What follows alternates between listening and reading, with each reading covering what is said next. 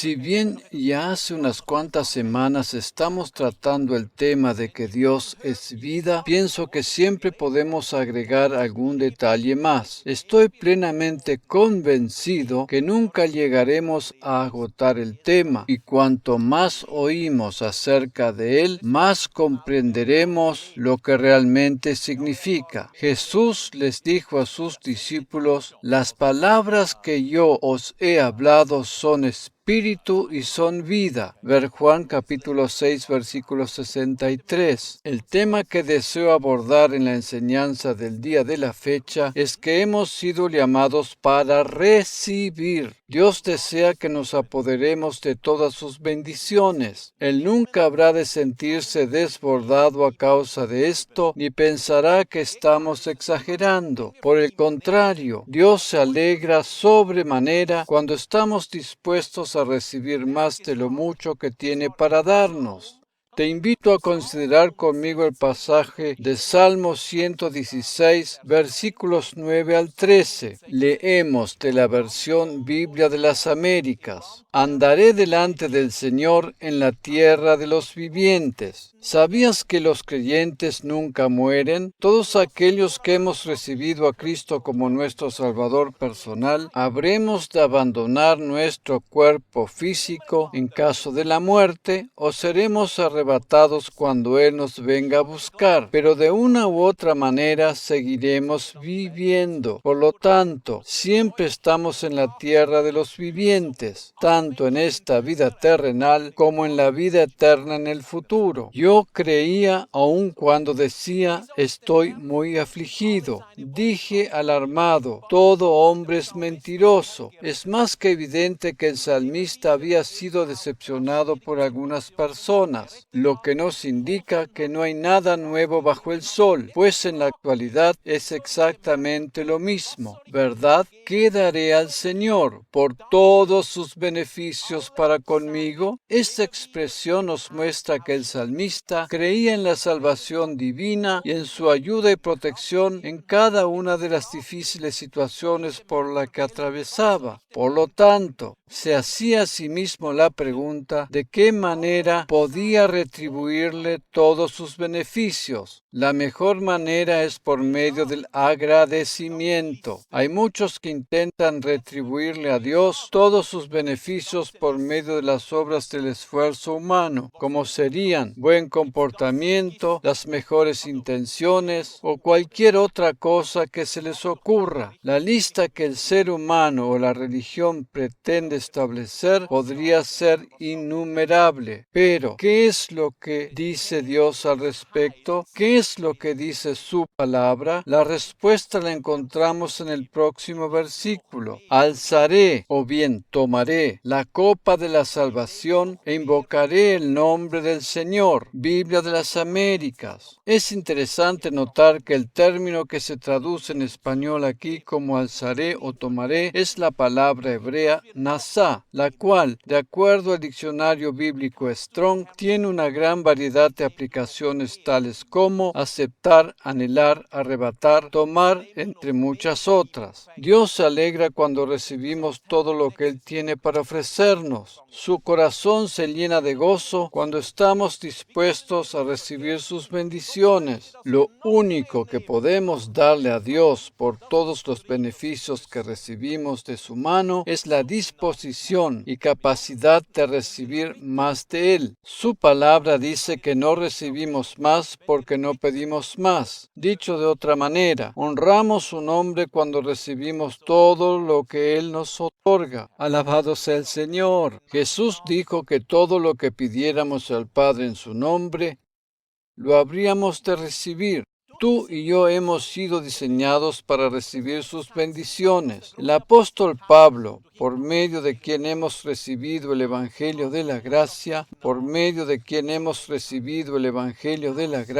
nos dice algo muy puntual en cuanto a la vida divina. Tengamos en cuenta que la vida divina no se manifiesta en forma automática en nuestra vida. Tengamos en cuenta que la vida divina no se manifiesta en forma automática en nuestra vida. vida, sino que debemos apropiarnos de ella. En 1 Timoteo capítulo 6, versículo 12, leemos lo siguiente en la versión Biblia de las Américas. Pelea la buena batalla de la fe, echa mano de la vida eterna a la cual fuiste llamado, y de la que hiciste buena profesión en presencia de muchos testigos. Hoy vamos a ver cómo es que podemos echar mano de la vida eterna. Amén. Nosotros, los creyentes, hemos sido llamados a recibir las bendiciones divinas, pues recién después de haber recibido, estamos en condiciones de poder dar a otros. Nunca deberíamos tratar de dar algo a otros, lo cual no hemos recibido primero. Por ejemplo, no intentemos dar amor a otros cuando todavía no hemos tenido revelación de que somos amados por Dios incondicionalmente. Solo podemos dar aquello que hemos recibido primero. Jesús vino a traer vida y vida en abundancia. Por otra parte, el enemigo intenta robar y destruir aquello que Dios nos da. Dios es vida y en Él no hay muerte. La palabra nos insta a echar mano de esa vida que Dios nos ofrece. Para explicar mejor lo que significa echar mano, le voy a pedir al pastor Samuel que suba a la plataforma para demostrarlo gráficamente. De acuerdo a la definición del idioma griego, idioma en el cual fue escrito el Nuevo Testamento, la expresión echar mano que el apóstol Pablo utiliza aquí es muy especial y su significado es mucho más profundo que tomar o asir simplemente. Por ejemplo, si se me dice que tome o agarre la mano de Samuel, lo hago de esta manera. Sin embargo, el idioma griego se refiere aquí a aferrarse e implica una acción decidida y determinada y hasta con una cierta medida de fuerza.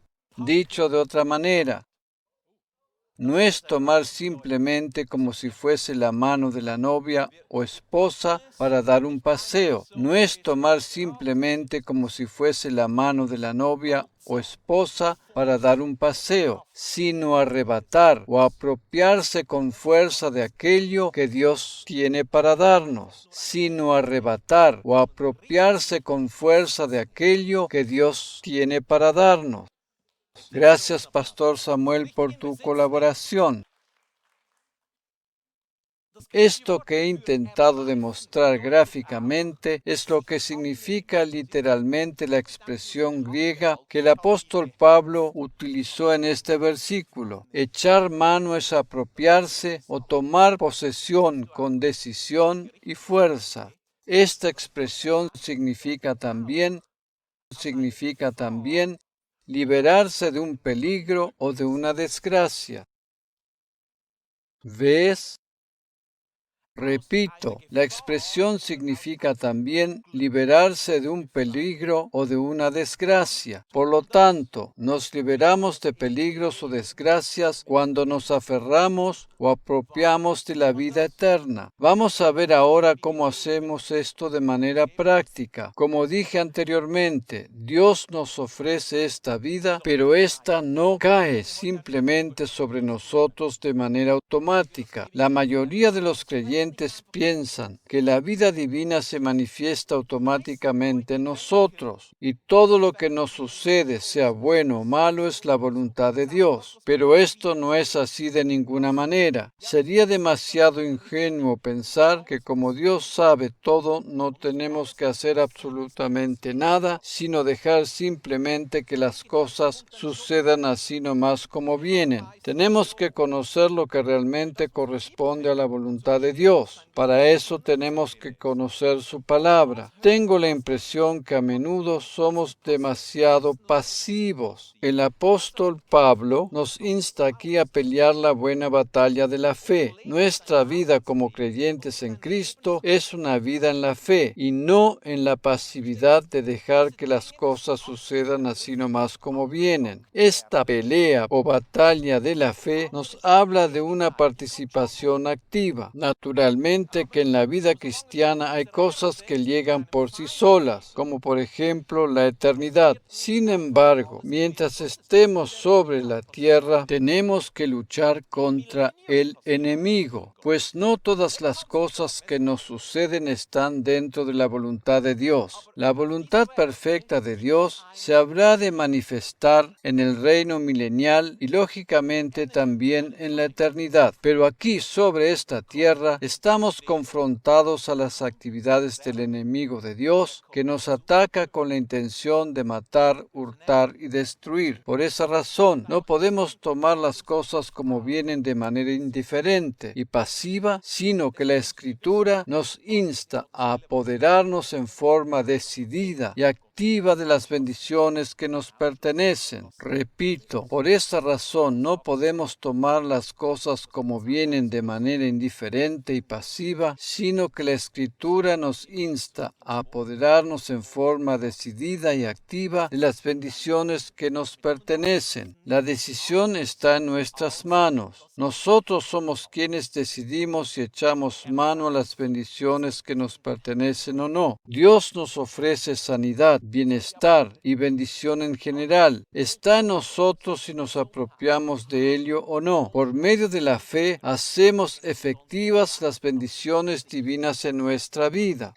Vamos a ver ahora cómo echar mano de la vida divina en cuanto a lo que tiene que ver con nuestro pasado, con nuestro futuro y también nuestro presente.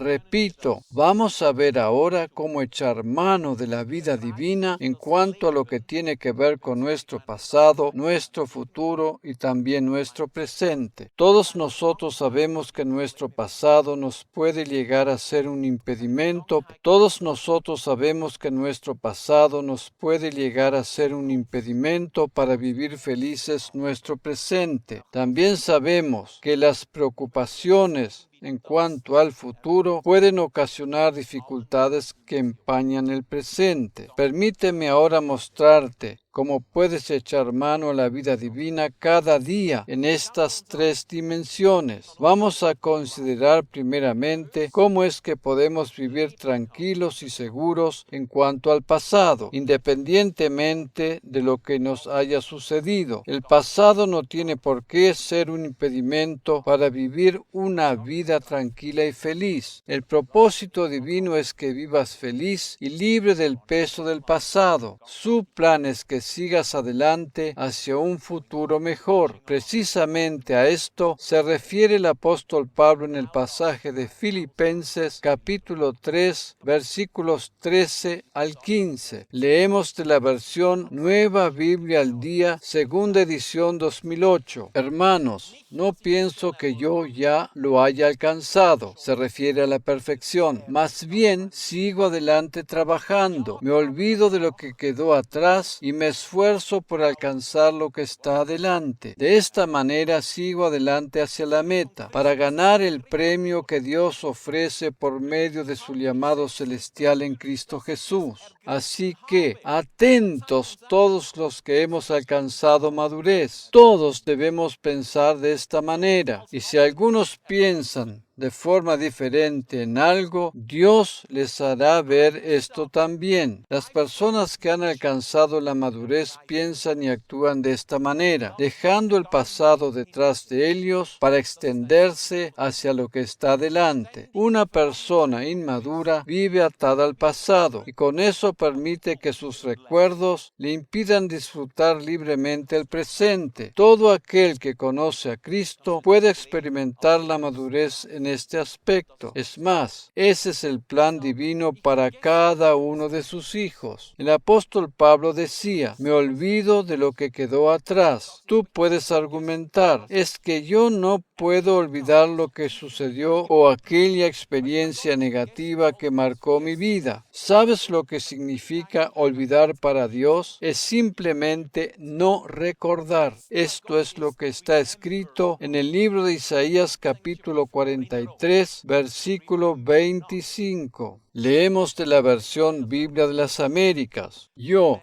soy el que borro tus transgresiones por amor a mí mismo, y no recordaré tus pecados. Eso no significa que Dios tenga mala memoria, sino simplemente que Él no desea recordarlo. Lo mismo sucede con nosotros. Es posible que los recuerdos del pasado vengan a nuestra memoria, pero debemos decidir activamente dejar de pensar en ellos. Repito, lo mismo sucede con nosotros. Es posible que los recuerdos del pasado vengan a nuestra memoria, pero debemos decidir activamente dejar de pensar en ellos. Cuando tomamos esa decisión, estamos echando mano de la vida eterna. Es posible que tú te encuentres ahora en medio de ese proceso, pero en algún momento esto se tiene que acabar. Es comprensible que haya cosas que impliquen un proceso más extenso en cuanto a superar determinados traumas del pasado, y en esos casos es bueno recibir consejo y apoyo espiritual, pero este proceso no puede durar toda la vida. En algún momento debe ser puesto el punto final al pasado. Aún así, después de haberlo superado, es posible que los recuerdos vuelvan a la memoria una y otra vez. Es entonces cuando debe ser tomada una decisión consciente y determinada de no recordarlo más. Por eso, repito, cuando decidimos conscientemente no seguir manteniéndonos cautivos a los recuerdos del pasado, estamos echando mano de la vida divina. El apóstol Pablo no solo dejaba atrás su pasado, sino que se concentraba en lo que tenía por delante. Cuando decidimos dejar atrás nuestro pasado, estamos poniendo automáticamente nuestra mirada en el futuro, en la meta que podemos alcanzar más adelante. De esa manera estamos ejerciendo autoridad sobre nuestros pensamientos. Cuando el apóstol Pablo decía que se olvidaba de su pasado, no estaba significando que dejaba divagar sus pensamientos en la nada, sino que los orientaba decididamente hacia el futuro. De esta forma, él estaba impidiendo que su mente se quedara anclada en el pasado. Tenemos la capacidad de dirigir nuestros pensamientos hacia donde deseamos. ¿Ves?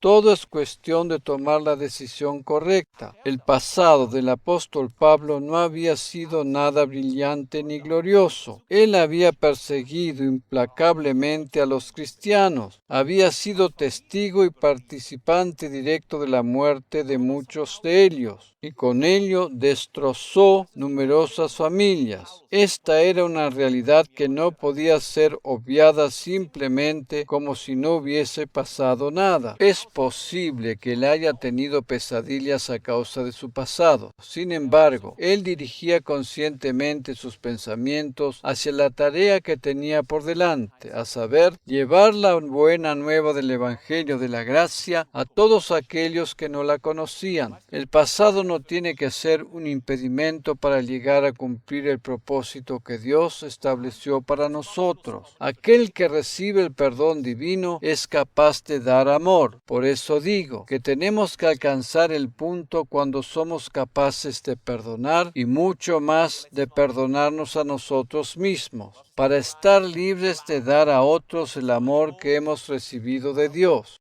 Cuando Pablo dirigía su mente hacia lo que tenía por delante, pensaba en el milenio y la eternidad. Todos aquellos que hemos alcanzado la madurez en este aspecto, deberíamos pensar de la misma manera que él. La primera dimensión para echar mano de la vida que Dios nos ofrece es cortar con nuestro pasado. Debemos tener en cuenta que la vida es un continuo comenzar de nuevo. Cada mañana al despertar tenemos la posibilidad de comenzar de nuevo. Independientemente de lo malo que nos haya sucedido el día de ayer, hoy podemos comenzar de nuevo. Dios nos ofrece nuevas oportunidades cada día.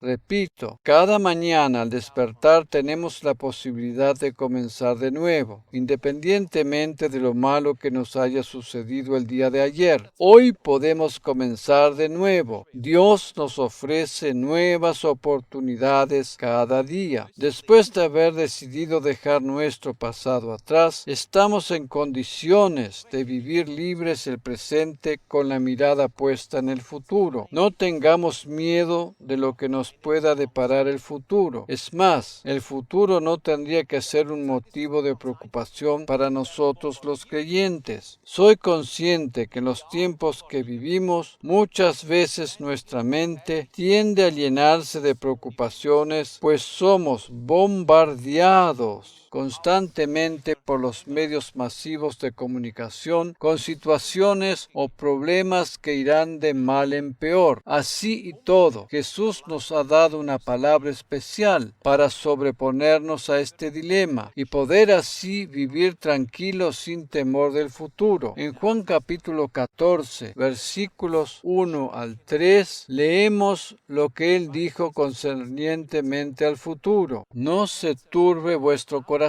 Creed en Dios, creed también en mí. En la casa de mi Padre hay muchas moradas. Si no fuera así, os lo hubiera dicho, porque voy a preparar un lugar para vosotros. Y si me voy y preparo un lugar para vosotros, vendré otra vez y os tomaré conmigo, para que donde yo estoy, allí estéis también vosotros. Biblia de las Américas. Jesús se refiere aquí al arrebatamiento de todos aquellos que le han aceptado como Salvador personal. ¿Por qué podemos estar en condiciones de vivir tranquilos y sin preocupaciones en cuanto al futuro, aun a pesar de la turbulenta situación política y financiera que rige nuestro mundo en la actualidad? ¿Por qué tenemos nuestra mirada puesta en la esperanza gloriosa que tenemos por delante? Aun a pesar de la inestabilidad del mundo y del caudal negativo de información con que somos bombardeados diariamente, podemos estar firmes y seguros en la esperanza gloriosa que Cristo pronto nos vendrá a buscar. Jesús volverá pronto para establecer su reino sobre la tierra. Sin embargo, antes de que esto suceda y antes de los 7 años de la tribulación que habrán de venir sobre la humanidad, Él habrá de arrebatar a su iglesia, a todos aquellos que le han aceptado como su Salvador personal. En este pasaje de Juan 14, Jesús tuvo uno de sus últimos diálogos con sus discípulos antes de ir a la cruz. Él sabía que ya le quedaba poco tiempo antes de ser arrestado y crucificado, y por eso les daba las últimas instrucciones a sus discípulos. Estas palabras fueron pronunciadas por él unas pocas horas antes de ser arrestado. Cuando uno está cerca de una persona que está al borde de la muerte, presta especial atención a sus palabras, ¿verdad? De allí, pues, la importancia de estas palabras de Jesús. En esos momentos cruciales, Él les dijo a sus discípulos que no tuvieran temor, porque aunque Él estaba a punto de partir de este mundo, habría de volver para buscar a los suyos. Sabiendo que Jesús nos volverá a buscar, no tenemos por qué tener temor, aun a pesar de los tiempos difíciles en que vivimos. La confianza en el inminente arrebatamiento es nuestra gloriosa esperanza. Por lo tanto, mientras estemos sobre esta tierra, podemos vivir libres del temor, puesto que sabemos que precisamente a causa del arrebatamiento seremos protegidos de lo peor. Entre tanto, la Iglesia o cuerpo de Cristo en todo el mundo en general, compuesta por todos aquellos que le han aceptado como su Salvador personal, esté todavía sobre la tierra, el Señor habrá de guardarla de las cosas más terribles que habrán de venir sobre la tierra. Es precisamente la Iglesia, y en ella cada uno de nosotros como creyentes, la que está reteniendo todas esas calamidades. Jesús Jesús volverá pronto a buscarnos y, como dice este pasaje, nos tomará a sí mismo. Nuestra mente humana no puede llegar a imaginarse realmente cómo habrá de ser ese momento, pero la Biblia nos dice que en un mínimo instante o el equivalente a un parpadeo, nuestros cuerpos mortales serán transformados en incorruptibles e iremos al encuentro de Jesús en los aires. Amén.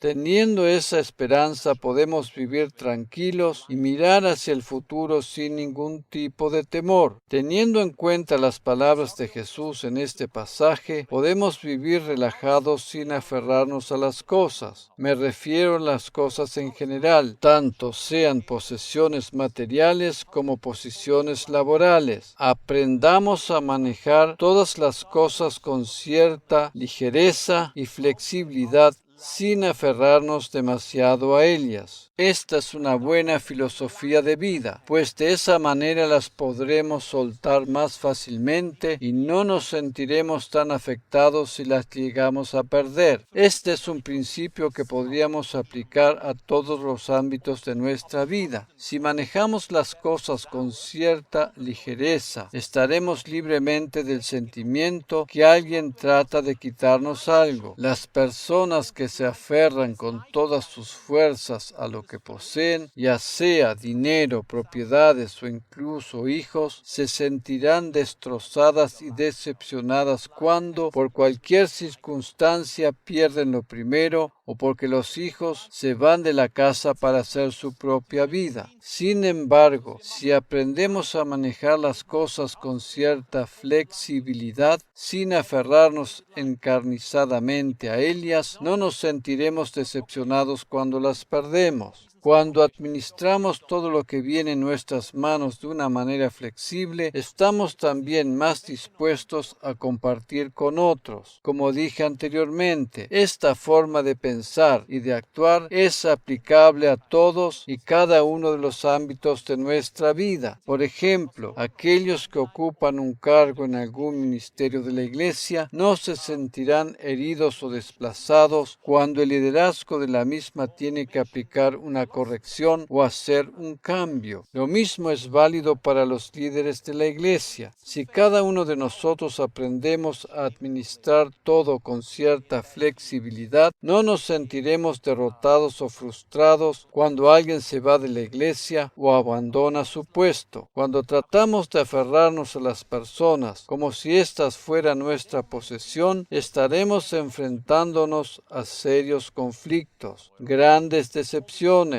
y diversos sentimientos negativos que dañarán finalmente nuestra salud. Eso no quiere decir que no tomemos las cosas en serio o que les restemos importancia a las necesidades de las personas. Por el contrario, precisamente cuando somos flexibles, estamos dispuestos a entregar todo en las manos de Dios y no tratar de solucionar las cosas por nuestras propias fuerzas. De esa manera vivimos una vida más tranquila y relajada. Tenemos nuestra mirada puesta en la esperanza del inminente arrebatamiento, y esto no es sinónimo de holgazanería. Por el contrario, somos conscientes de la responsabilidad que tenemos y actuamos en consecuencia. En Lucas 19:13 encontramos las palabras de Jesús, quien dijo lo siguiente: y llamando a 10 de sus siervos, les dio 10 minas y les dijo: negociad con esto hasta que yo regrese. Biblia de las Américas. Mientras esperamos que el Señor regrese a buscarnos, estamos activos en el lugar donde Él nos ha colocado. La esperanza del arrebatamiento no nos impulsa a ser holgazanes en cuanto al compromiso de llevar el Evangelio a aquellos que no lo conocen. La palabra negociat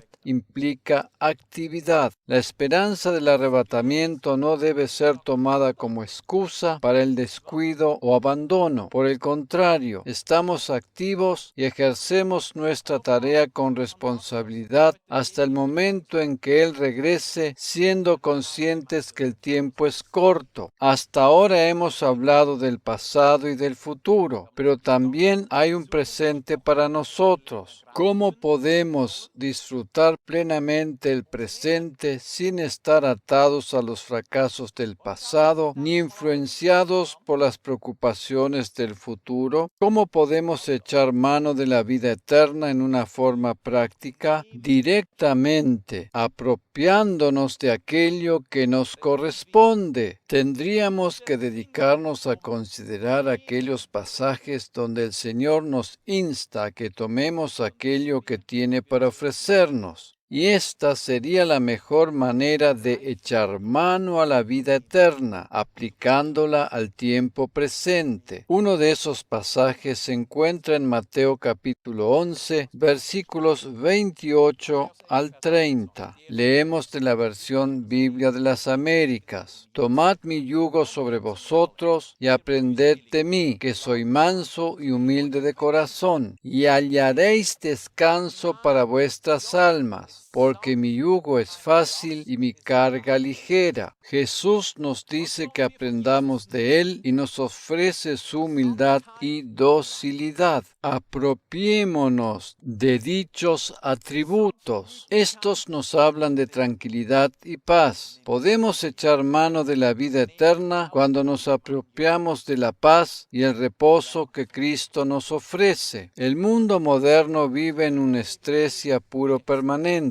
Nosotros, los creyentes, estamos demasiado bendecidos como para entrar en ese ritmo enloquecedor. El estrés es el factor principal que actúa como desencadenante de muchas enfermedades. Jesús desea vivificar nuestros cuerpos y para eso nos ofrece su paz, su reposo, pero la responsabilidad de tomarlo radica solamente en nuestras manos. Aún en medio de todos los avatares de la vida, debemos aprender a tomarnos el tiempo necesario para hacer una pausa. Esto es de suma importancia. Procuremos planear tiempos de descanso y de sosiego dentro de todas las actividades o responsabilidades que nos exige la vida moderna. Estos tiempos de pausa, de descanso, no tienen que ser necesariamente largos, a veces alcanza solo con unos pocos minutos. Sin embargo, debemos tenerlos en cuenta e incorporarlos conscientemente en nuestra ajetreada vida. Tampoco debemos desesperarnos cuando de repente no tenemos ningún compromiso registrado en nuestra agenda. No tenemos que salir corriendo a buscar una actividad. Ese sería precisamente un tiempo que podría ser aprovechado para el descanso sin necesidad de tener sentimientos de culpa. Esto último puede afectar más intensamente a las mujeres que a los hombres. Cuando descansamos tenemos la oportunidad de escuchar el susurro de la voz divina en nuestro interior. El mundo en el cual vivimos es sumamente estrepitoso. Además, la Biblia nos dice que el diablo anda a nuestro alrededor como un león rugiente, lo cual significa que intenta aterrarnos con sus fuertes bramidos. ¿Sabes por qué es que el diablo emite esos alaridos? Porque está lejos de nosotros. ¿Y sabes por qué la voz de Dios suena como un susurro en nuestro interior? Porque Él está muy cerca de nosotros. Porque Él vive en nosotros. Dios vive en nuestro ser interior por medio de su Espíritu Santo que mora en nosotros. Su voz es suave y apacible. El diablo pretende pretende aturdirnos por medio de sus rugidos para intentar hacernos creer que somos insuficientes, que jamás alcanzaremos nuestra meta y que todo habrá de ir de mal en peor. Mientras el diablo ruge a nuestro alrededor todas estas cosas negativas, Dios susurra a nuestros oídos: nunca te dejaré ni te desampararé. A menudo nuestro entorno es también demasiado estrepitoso y éste nos imposibilita escuchar la dulce y suave voz de Dios. Sin embargo, aun a pesar de todos los sonidos a nuestro alrededor, producidos por un mundo acelerado y nervioso, percibimos la voz de Dios cuando entramos en el descanso. Tenemos que aprender a tomarnos estos pequeños periodos de descanso en la vida cotidiana, y para esto es necesario un entrenamiento adecuado. Cuando logramos alcanzar ese punto, seremos capaces de percibir la voz de Dios, aún en medio de todo el tumulto que puede haber a nuestro alrededor. En Santiago 1:21 leemos: por lo cual, desechando toda inmundicia y todo resto de malicia, recibid con humildad la palabra implantada, que es poderosa para salvar vuestras almas. Biblia de las Américas. El verbo recibir aquí es sinónimo de tomar o aceptar. El ser humano es espíritu en primera instancia, posee un alma y vive dentro de un cuerpo físico. Cuando una persona acepta a Cristo como su Salvador personal, recibe el nuevo nacimiento y éste se produce en su espíritu. Por lo tanto, el espíritu es salvo mientras que el alma y el cuerpo necesitan ser salvados. Como vimos anteriormente, el cuerpo físico y mortal habrá de ser transformado en el momento del arrebatamiento. Sin embargo, el alma necesita constantemente de salvación, de renovación. El alma es el lugar donde se anidan los sentimientos, las emociones y la mente de una persona. Debido a que el alma no ha sido salvada y necesita ser renovada constantemente, es que por medio de sus sentimientos y emociones hace dudar al creyente de su salvación eterna. Hay muchos creyentes que dependen de sus sentimientos o estado emocional por no saber establecer la diferencia entre el alma y el espíritu. De allí pues, hay momentos en que están por las nubes y seguros del amor de Dios, y otros momentos en que se sienten derrotados dudando de su salvación. Debemos guiarnos por lo que la palabra de Dios dice sobre nosotros y no por lo que nos dictan nuestros sentimientos. Nuestra identidad no está fundamentada en nuestras emociones, sino en la palabra de Dios, en la palabra de Cristo. Lógicamente que los sentimientos y emociones forman parte natural del alma humana, pero estos son fluctuantes y están sometidos a la influencia de factores tanto positivos como negativos. Por eso, no podemos definir nuestra identidad de acuerdo a nuestros sentimientos. Las emociones de una persona pueden llegar a ser tan fluctuantes que un día le dicen que es heterosexual y un tiempo más tarde le hacen creer que es homosexual. Sin embargo, a pesar de la fluctuación de sus emociones, esa persona no puede definirse de acuerdo a ellas. Las emociones no definen la identidad de un ser humano. Dios es quien lo hace.